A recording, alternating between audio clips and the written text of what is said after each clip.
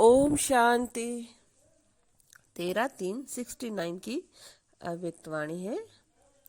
प्रेम और शक्ति के गुणों की समानता। आत्म अभिमानी हो, याद की यात्रा में बैठे हो।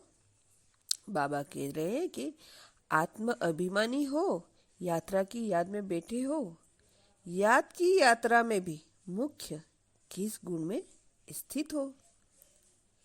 याद की यात्रा में होते हुए भी मुख्य किस गुण स्वरूप हो?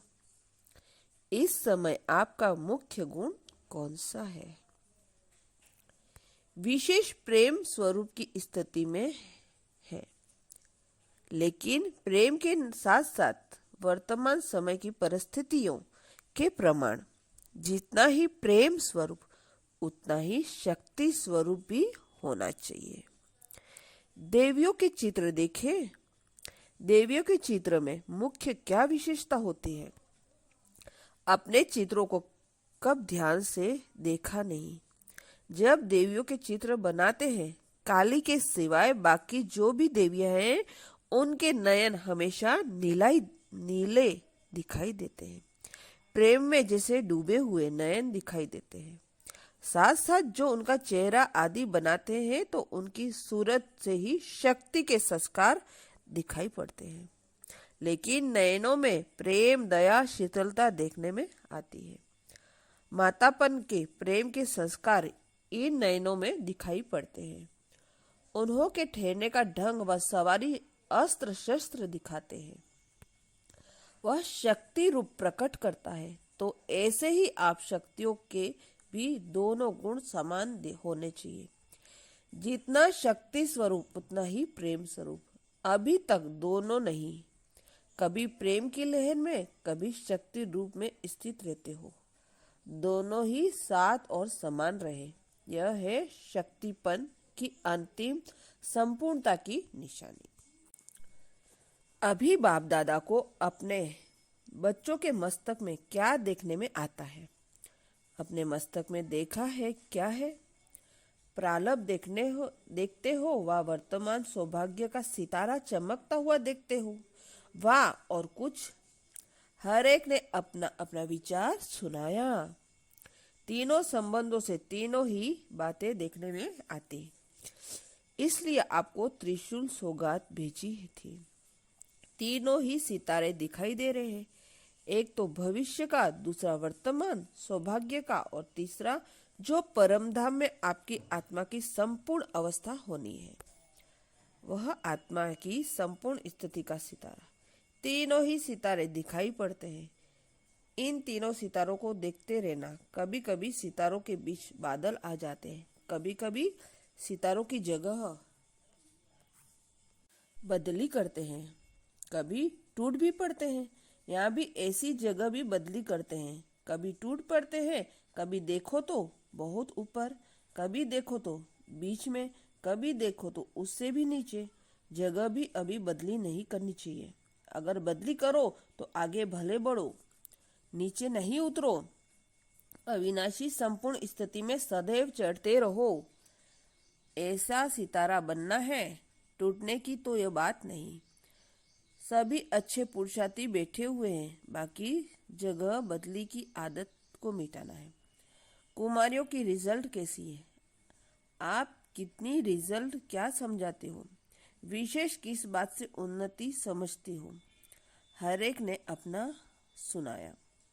याद की यात्रा में कमी है, इसलिए नहीं, इसलिए इतनी महसूसता नहीं है। अमृत वेले याद का इतना अनुभव नहीं होता, इसलिए जैसे साकार में यहाँ बाहर खुली हवा में सैर करते थे, लक्ष्य भी देते थे, योग का अनुभव भी कराते थे, इसी रीति से जो कुमारियों की निमित्त टीचर्स हैं वह उन्हों को आधा घंटा एकांत में सैर करावे। जैसे शुरू में तुम अलग अलग जाकर बैठते थे, सागर के किनारे, कोई कहाँ जाकर बैठते थे, ऐसी प्रैक्टिस कराओ। छतें तो यहाँ बहुत बड़ी बड़ी हैं। फिर शाम के समय भी 7 से 7:30 तक यह विशेष अच्छा होता है। जैसे अमृत वेले का सतोगुणी टाइम होता है, वैसे ही यह शाम का टाइम भी सतोगुणी है। सैर पर भी इसी टाइम निकलते हैं। उसी समय संगठन के योग कराओ और बीच बीच में अव्यक्ति रूप से बोलते रहो। कोई का बुद्धि योग यहाँ वहाँ होगा तो फिर अटेंशन खींचेगा। योग की सब्जेक्ट में बहुत कमी है। भाषण करना, प्रदर्शनी में समझाना है तो आजकल के स्कूलों की कुमारियों को भी एक सत्रह ट्रेनिंग दे दो तो बहुत अच्छा समझाने लगेंगी। लेकिन यह जो जीवन की अति इंद्रिय सुख का अनुभव करना है ना, उसी समय ऐसा समझो जैसे कि बाप दादा का निमंत्रण पर जा रहे हैं। जैसे बाप दादा की सैर करने आते हैं, वैसे ही बुद्धि योग बल और तुम सैर करने जा सकती हो। जब याद की यात्रा का अनुभव करेंगे तो अव्यक्ति स्थिति का प्रभाव आपके नयनों में, चलन में प्रत्यक्ष देखने में आएगा। फिर उन्हों के माला बनवाएंगे, जैसे शुरू में आप खुद माला बनती थी ना। इस ग्रुप में उमंग गुस्सा अच्छा है। बाकी एक बात खास ध्यान रखनी है कि एक दो के संस्कारों को जान करके, एक दो के स्नेह में एक दो की बिल्कुल मिलजुल कर रहना है।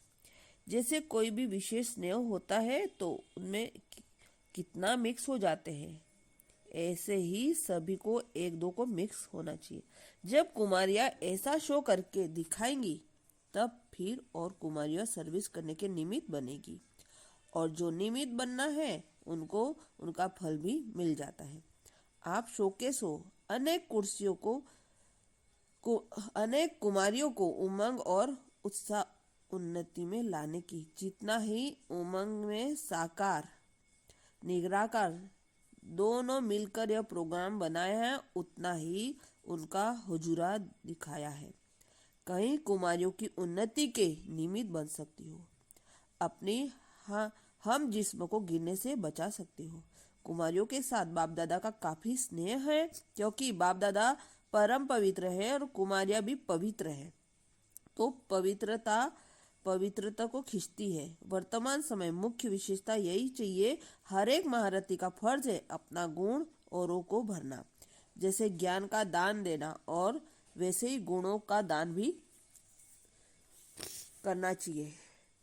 जैसे ज्ञान रत्नों का दान करते हैं इसलिए महारथी कहलाए जाते हो, वैसे गुणों का दान भी बहुत दान बड़ा है।